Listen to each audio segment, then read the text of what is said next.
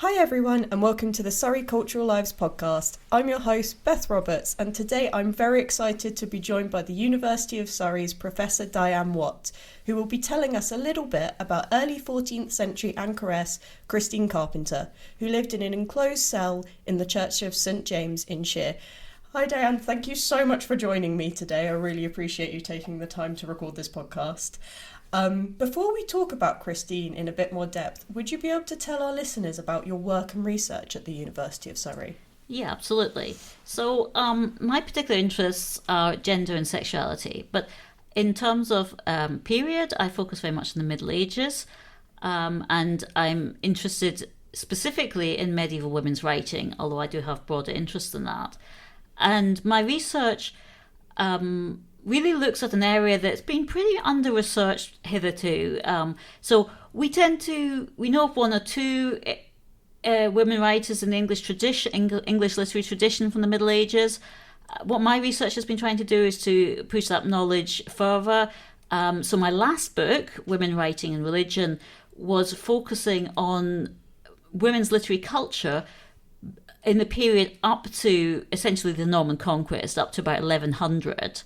A period when it's generally thought that there are no examples of medieval women writers. And so one of the things that I've been doing is uncovering evidence of medieval women writers, uncovering references to medieval women writers, and uncovering texts, including anonymous texts that might be authored by women, and really broadening our understanding of women's contribution to literary culture in the early Middle Ages.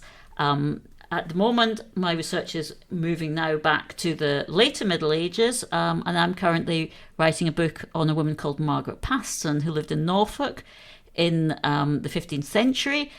And what's really interesting about Margaret Paston is that a really large collection of letters by Margaret has survived, which gives us just a really tremendous insight into women's lives at the time of the Wars of the Roses, and also into the extent to which women could engage broadly with the literary culture through their letter writing, as well as through more formal forms of literary production. That's brilliant. Thank you so much for going into so much depth with that, and for shouting out Margaret Paston, who I think is a really, really interesting woman, and someone that everyone should look into. Now, for those who may not know what an anchoress is, would you be able to describe the role? Yeah. So the anchoretic life was basically a form of reclusive life that became very popular in England, in particular. It wasn't exclusive to England, but it became very popular in England at the end of the Middle Ages. And it became particularly popular amongst women. So I think we're all familiar with the idea of the hermit. So that's somebody who goes out into the wilds of the countryside and lives in isolation. And in the early medieval period in particular, monastic men would often choose to distance themselves from their monastic communities. They would choose to become hermits, living on islands or in the woods, where they were removed from civilized life and were able to devote themselves to thinking about God. But that idea of being going out into the wilderness was not really something that was available to women in the same way. So what happened was, towards the end of the Middle Ages, there became this movement, the anchoritic movement, where, so as I say, it could be men or women, but in England it tended to be women, where women would be living a life of isolation, but at the heart of the community. They would be living in cells attached to the parish church.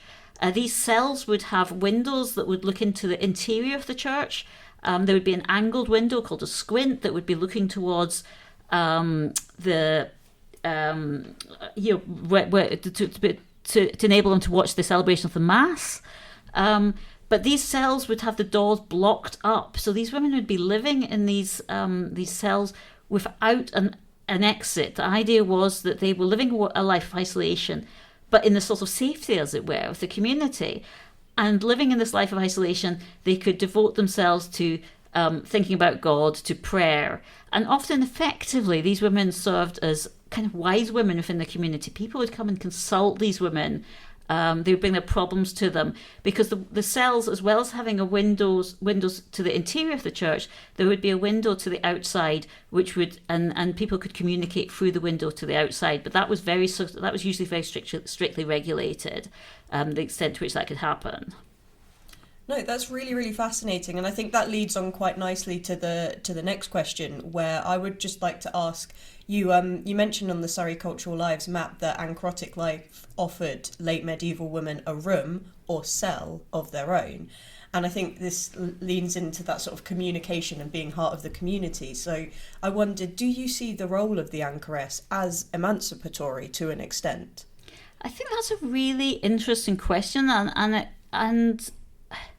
it's really an area of quite sort of profound debate, because on the one hand, we have to think about the lack of opportunities that are available to women. Women in sort of the lower social classes really, had to work. They married. They would have children. They didn't have very many options available to them at all.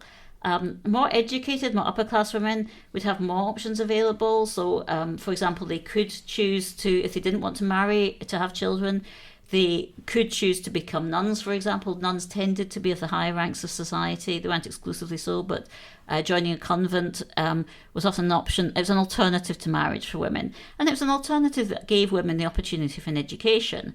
But within that convent life, you had to live it was very much a communal life, and it was a life of service. You might be running the sort of hospitals, caring for the sick, that sort of thing. For women who wanted to have more of an intellectual life, then it's perfectly possible that the anchoritic life gave them that opportunity. So you might think of someone who might be familiar to people who listen to this podcast, a figure like Julian of Norwich, who was a 14th century anchoress who's very famous for her theologically complex text, The Revelations of Love. And what's interesting about Julian is at the time when these revelations are based on a series of visions that she received, but she doesn't seem to have been an anchoress at the point when she received the visions. She seems to have subsequently become an anchoress, and it seems likely that her that the textual accounts of her visions, that she wrote these within the anchoritic cell. So I think it's interesting to think of the anchoritic cell as being the equivalent to Virginia Woolf's A Room of One's Own, the necessary space, and giving women the space and the opportunity to have that sort of intellectual life. But equally, it's an incredibly constraining life.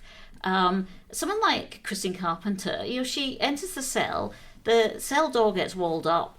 A bishop literally uses a version of the office of the dead in the sort of in the process of sealing her into the cell. She's seen to be metaphorically dead to the world, and anchoresses would live in these cells for the rest of their lives, and actually would be expected to be buried within the cells. So we've had examples of archaeological excavations of anchoritic cells where the bodies of these anchoresses are buried underneath the cell where the anchoress lived. And given that these cells were often reused, so another anchoress would re-enter a cell afterwards, the anchoress would often be living above the grave of her predecessor.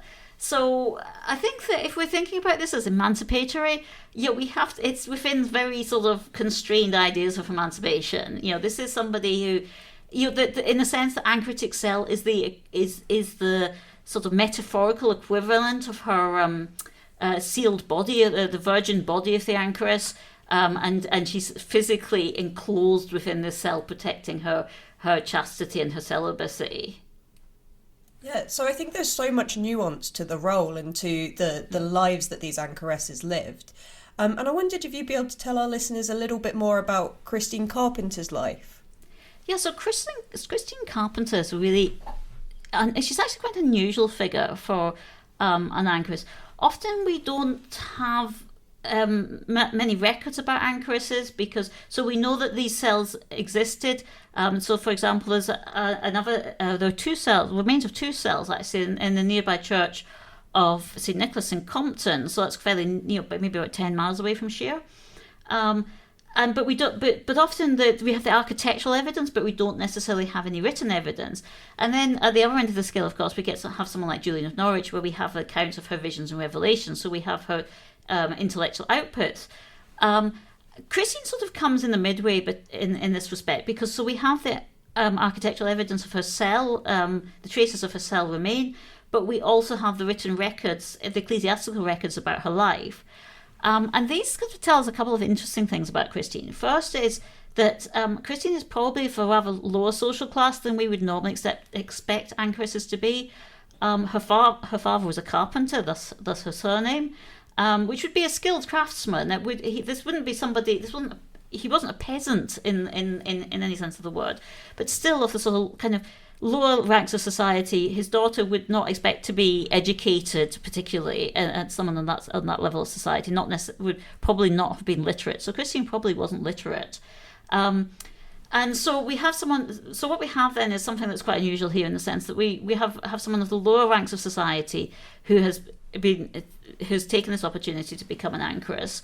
So that in itself is unusual. But the other unusual thing about Christine is that according to the records, she actually left her cell and was re-enclosed. So the records tell us that she petitioned to become an anchoress, and the Bishop of Farnham agreed that she could become an anchoress. She was found to be sort of suitably sort of pious and holy. And that so that all went ahead, and we'd have expected her to stay in that cell then for the rest of her life, as I've already said. But then we find that a few years later she seems to have left the cell, and the church is basically threatening her with excommunication unless she returns to the cell and does penance for her sin. And the ecclesiastical records reveal that the church is very anxious about what sort of sins she might have committed since she's left the cell. So we don't know how she left the cell, given that the door was presumably sealed up. How did she get out? Did she climb out the window? I mean, we just don't know. We don't know what she was doing when she left the cell, but she does appear, we think, it seems from the evidence that she was then subsequently re-enclosed.